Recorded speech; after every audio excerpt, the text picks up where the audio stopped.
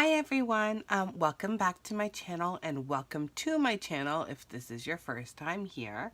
I am going to show you today the way that I organize my stamps. So for years I've just had my stamps in these pouches, and then I've had them in a basket and I've had them by category. And then my Stampin' Up! Stamps I've had to store in a different place, and I've just stored them standing up all next to each other so I could see the spines. And I've decided that I want all my stamps all together and to look all the same. So what I'm going to do is I'm going to make stamp pockets, almost like the Avery Elle ones, but not quite. And it's really inexpensive to make these. I'm sorry, my cat is crying at us. It's really inexpensive to make these, and if you want to know how, please stay tuned. I am going to have to do this video in two parts. So I will do the non-Stampin' Up! Stamps first, and then I'll show you how I do the Stampin' Up! Ones. So for this, you'll need some self-laminating sheets. This one's from the Dollar Tree. This is $1.25 here in Canada, and you get 5 sheets. In the States, it'll be $1. And then for the bigger stamp sets, I use these. These are from Dollarama, and these were $2.50. And you get 3 of these in a package. And then you need just some paper. And you need some of these page protectors. And then you'll also need a trimmer. I have a label maker. If you don't have a label maker, you can just buy white labels and write on them the name of the stamp set. And then scissors, a ruler. I am going to show you the first one with just regular tape, and the second one I'm going to use the fuse tool. So let's get started. So I'm going to do this one first. So this is a pink paisley stamp. There we go. So I just take the stamp out and I take the little cardboard insert, or whatever you call this thing. And the first thing I'm going to do is I'm going to measure my stamp set. So this is 4.5 by 6 3/4. So 4.5 by 6 3/4. So now I'm going to cut my paper, and I'm going to cut my paper 1/4 inch bigger. So I'm going to do 4 3/4. There we go. I'm going to save this for my other stamp set. And I'm going to do that by 7. I know this is upside down for you guys. It's just the way that I have this on my mat. Okay, so by 7. All right. So that's that part done. I'm just going to move this out of the way. No, I'm not. Sorry. I'm going to bring that back. Because now what I'm going to do is I'm going to cut my laminating sheet. So this is 4 3/4 by 7. So these are the Dollar Tree ones. These ones are only 4.5 by 6.5.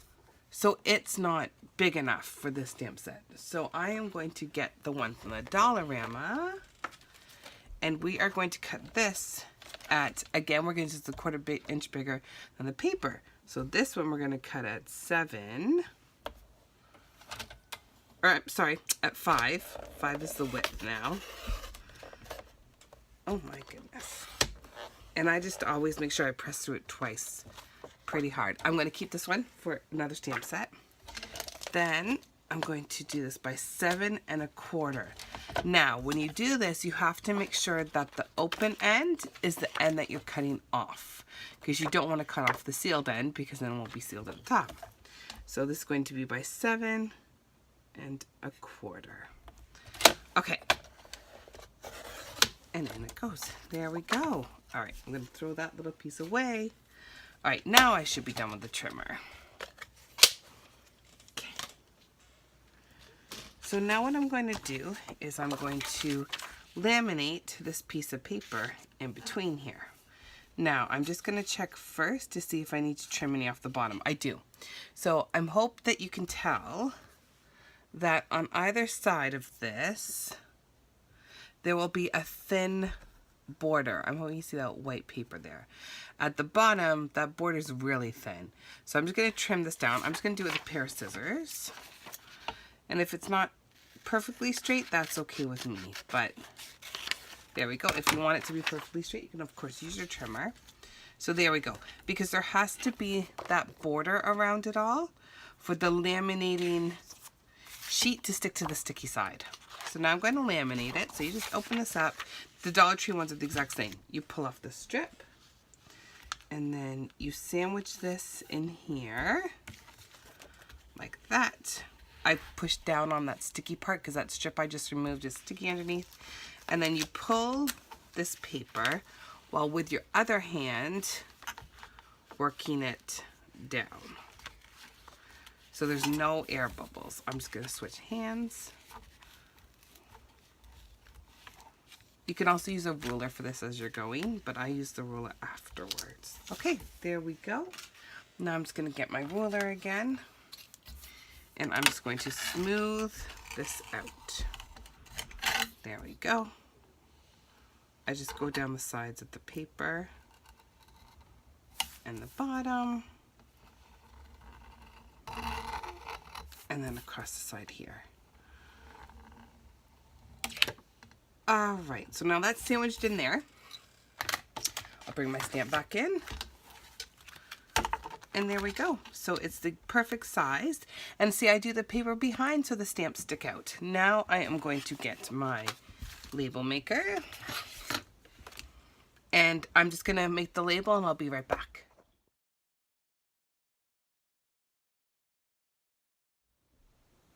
So my label printer has run out of batteries, so I have done what I said you can do. I have used these labels from the dollar store. These were only $1 and you get 55 labels in here.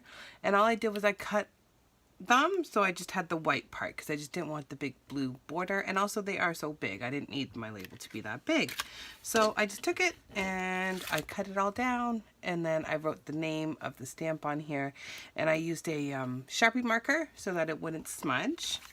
So now that is done, now it's labeled. And then now what we're gonna do is I'm gonna bring back my paper trimmer and we are going to cut the pocket part for it. So I remember that this was 7 1/4 and I believe this was 5, but I'm just going to check my measurements again. So this is, yep, 5 by 7 1/4. Perfect. Okay, so now what I'm going to do is I'm going to get the laminating sheet and I am going to cut it 1/4 of an inch bigger than that. So now what you need to remember is where the closed sides are. So of course this is the closed side here. So I don't want to cut off the closed side. So I'm going to swing it around because I don't want, this side is a closed side too, but I don't want this because of the binder rings. And I'm going to line this up to 5 1/4 now. This is very slippy on this trimmer.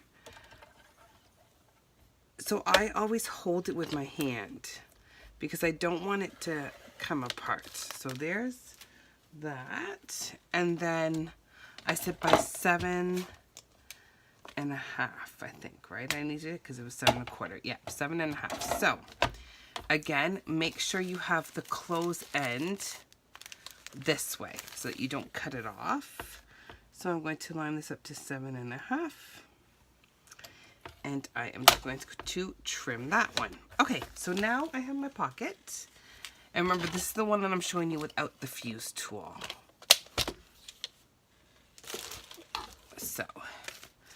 So this is the open side. As you can see, I can put my hand in between the two sides. And now all I'm going to do is I'm going to get tape. I chose this clear tape. You can use the regular tape, but you'll just get like a frosted edge on it. I've done that before. It's no big deal. I got this from the Dollar Tree. You get 6 in a package. So I am just going to run this down onto the laminating sheet, and I'm going to have it half hanging off because I'm just going to wrap it around the other side. Just close it. Oh, I was crooked there. There we go. Okay, so lay that down.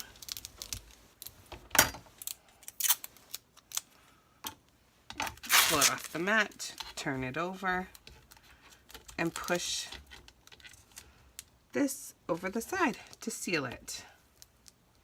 And that's all you do. There we go. Okay. Then I'm going to close that. Cut that part off.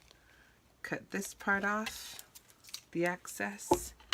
And then I'm going to put the backing in first. Oops, I missed. And then my stamp.